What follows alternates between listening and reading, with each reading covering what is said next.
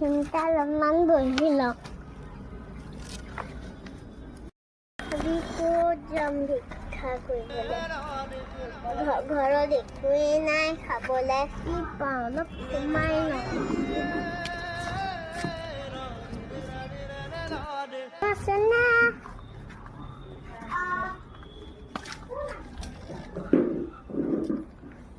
কোনোবা আছেনে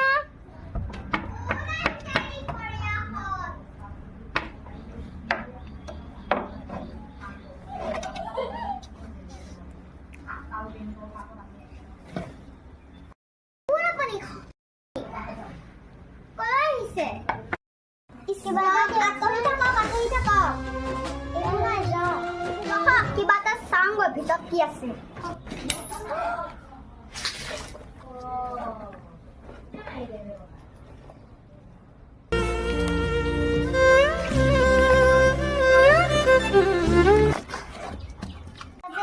আহিছে